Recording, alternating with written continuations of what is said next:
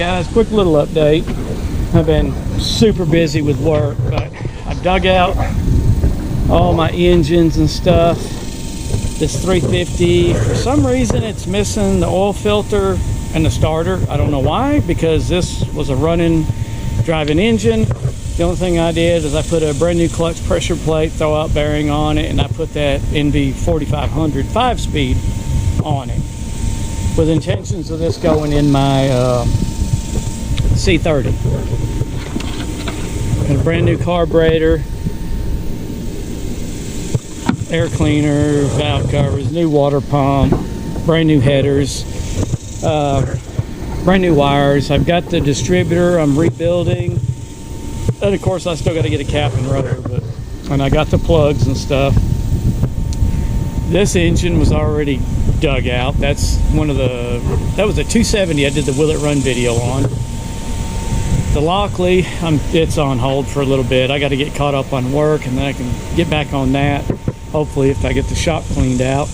I did get the Bobcat back out. I've got another engine on it. I think it's an older Briggs & Stratton XR 550, 127cc. It was a little industrial engine. It was on a water pump, and I took the pump off.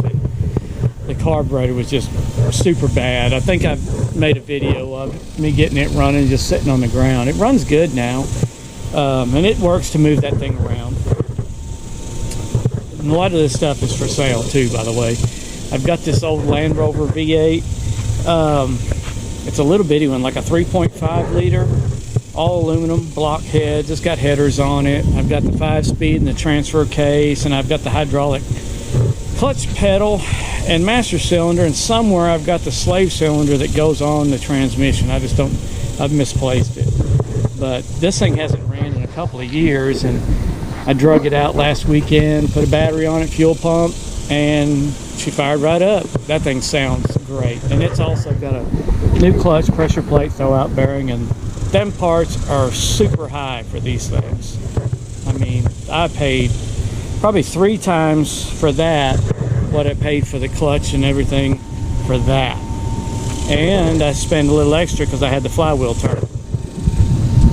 And Granny 4-speed, and the bell housing, and a random Ford muffler that goes with that, or did go with it. And then for the van, I've been working on it some too. I've got the carburetor, that's half of it, the other half's on the table over there. I did pick up a rebuild kit for the carburetor. I've never used these Walker products before.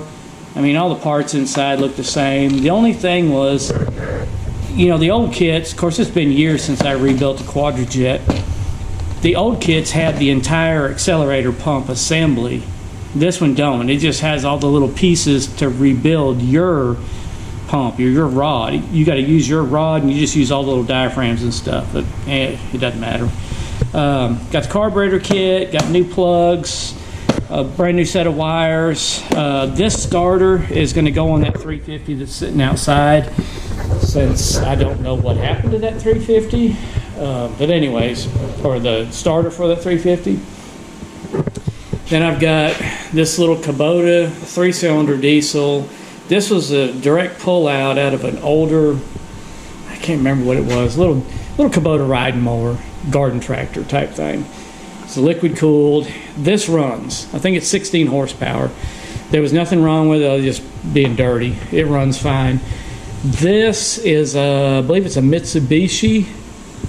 I believe that's what it is. And this diesel engine came with that excavator with the steel cab on it that I have. And I haven't even tried to get it running yet. The original starter, which is right there, had broke. You can see that ear broke off. It was still bolted on. I'm sure when they were handling it, they hit the starter and it just broke this ear off. So I got it on eBay, bought another starter.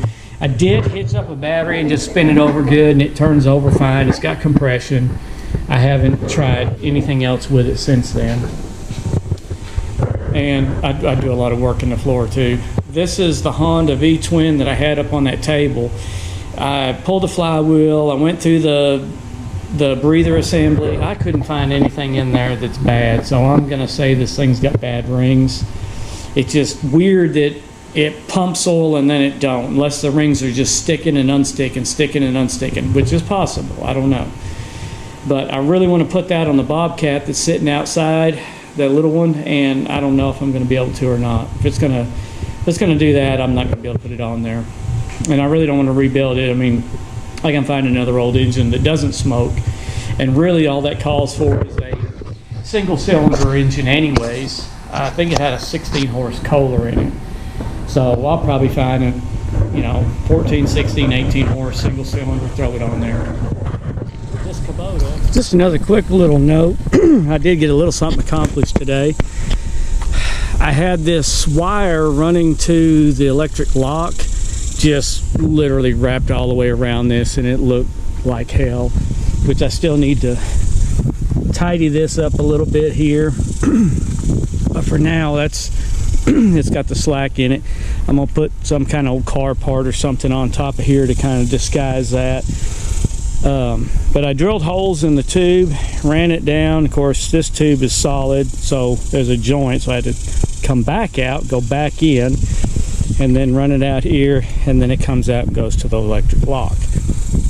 I've got to cut this off because that's where the original spring-loaded hand latch was, and I had a chain just to lock it up.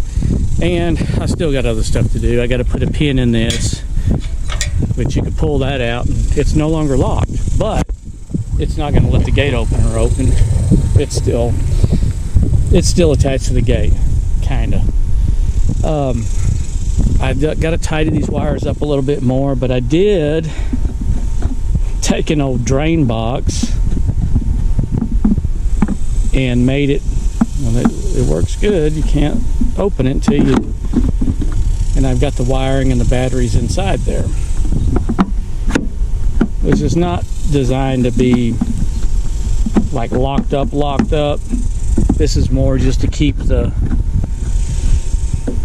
box from actually opening itself back up, wind or whatever, Anyway, it's got the solar panel on, but when I first got this place, there's an 1.5 acres here. I've been wanting to build this massive overhead for I don't know how long, and while I was trying to get time to build it, that's when I started watching and following and subscribing to Vice Grip Garage. I'd always had plans to name this place Rusty Acres with all the stuff I get, and after watching Derek, I realized his place was called Rusty Acres. So I started building the overhead, and then I was like, well crap, what am I going to do? So it's called the Rusted Acre. Technically, like I said, it's 1.5 acres, give or take, but I think it's as close as I can get without copying somebody else. So, and I'm sure he probably had his called Rusty Acres long before I decided to call mine that, but it just happened to be when I got the overhead done, or while I was getting it done, that's when I started following him and realized that's what he calls his place, and I'm not going to copy him. So I just changed it up a little bit. It still gets the point across. Okay, so I know it wasn't a very long video, but just kind of an update on what I've got going on. I've got some stuff in the works. Like I said, you've seen all the parts I've got for the van. Hopefully I can get on that pretty quick, and maybe even move on to some of these other projects, the Bobcat. And it's overwhelming sometimes. It's a lot of stuff to do. But anyways, as always, like and subscribe, and check out some other videos.